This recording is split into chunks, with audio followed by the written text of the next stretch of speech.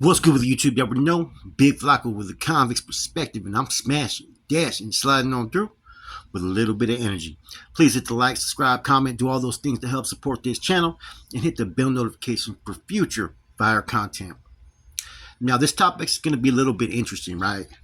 Because you guys heard me talk, and many other people talk about how the county jail was in the 90s. Okay, how there was no household policies, paperwork wasn't always being checked.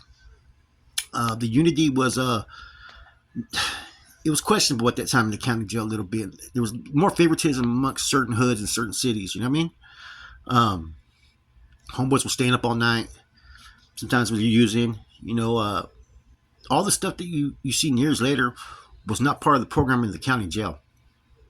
And this was even when I was around other C's and bros, in '96. Now, I was there when all the implementations and changes happened in the county jail. I got rolled up in '96 to 6B. Now, 6B was basically a level 4 type of environment. I was there with current State General Antonio Chukwugian, Puppet, Ray Salas from Gilas, Junior Munoz from Sanjo, Chente Royabal, Buero Abundis from Sanjo, all kinds of individuals, man, that were would elevate in status. Some were already currently bros and C's at the time. So this was a whole different type of environment compared to like being in the snake pits. And, you used to have both pinteros that were all tatted back, homeboys, right? But none of them had any status. This is where all the individuals with status were. Now, even when I first got there, the rules were pretty much simple, right? It was asked if you can kick into the tienda, right? For the homeboys, which I did every week, right? The only policy that they had that was mandatory, where if you see a homeboy get off, right? And if the homeboy's losing, you had to get off. If he was winning, you had the option to get off or not. And if there was all-out war. Other than that, Chuco had a pretty much relaxed program.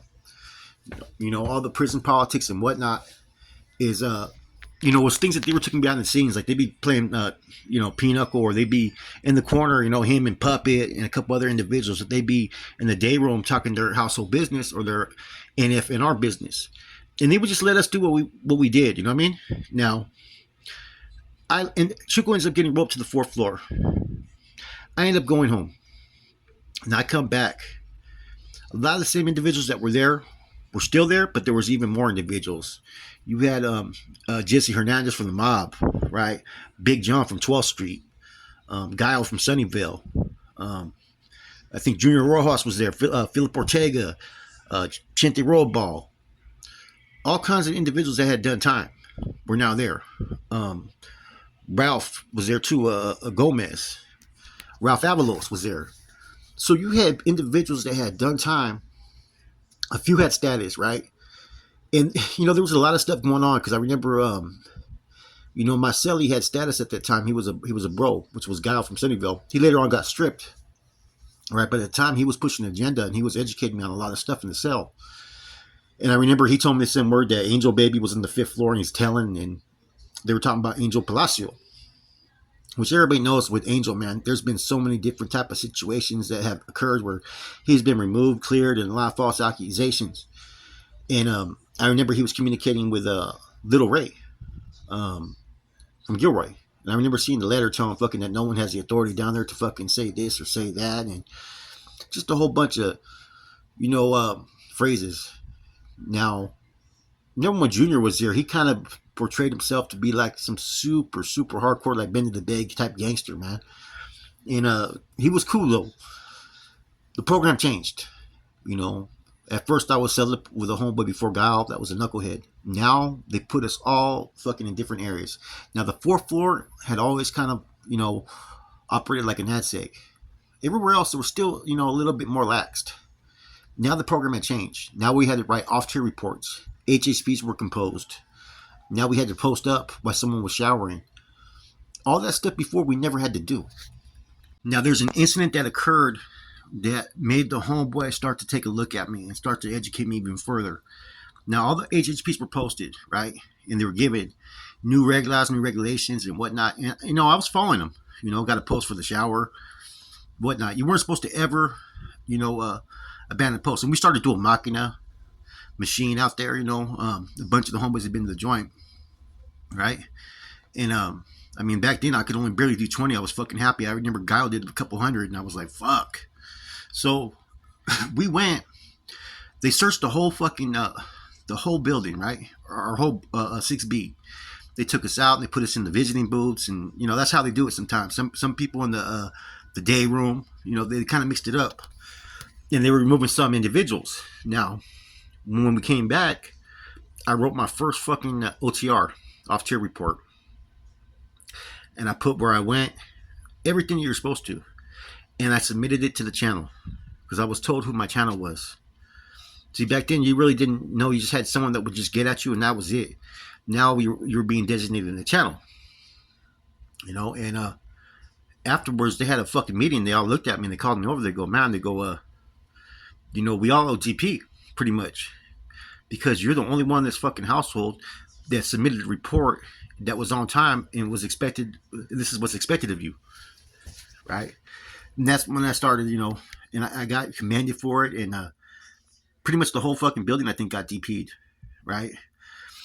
And that's when the education started to advance in the cell, basically in our schooling at the time.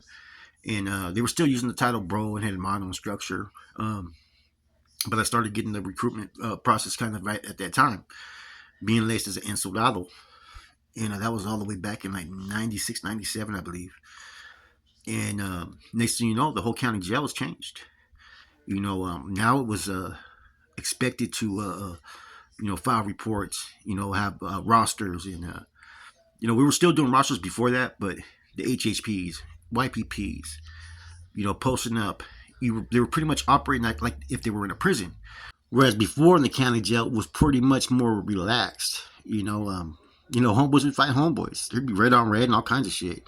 And I remember they started to put a cease to that as well because certain homeboys were being requested to the fourth floor from Capitol Park because they were under investigation for a few red on red crimes. And I remember one of the homeboys used my name from the park and Chugo getting at me before. So now Chugo was at the fourth floor. I think down there was Sparky from Hayward and Chongo was there and a couple other individuals at that time. And I think Goose was down there as well, Romero Garcia. And like I said, the county jail was starting to operate like a prison. And it was operating even more than a prison than even Solano when I got to the main line there. Now, Quinton was pretty much starting to do the same things. Basically, when you were holding a TS position or something like that, you'd ask for someone's basic 5x5 and their paperwork, and that was it. You would screen it, and pretty much if there was anything questionable, you would notify the channel, or you would forward the paperwork to the channel. Now, we were already on a way more advanced level than a lot of these prisons I went to afterwards, and it had to do with a lot of the carnals and bros that were coming out of San Jose, and the northerners that they had that there were. The Camachos, Raul Mata was there, Enrique Mata, all solid dudes, man. All these bros and C's had been around for a long time, man.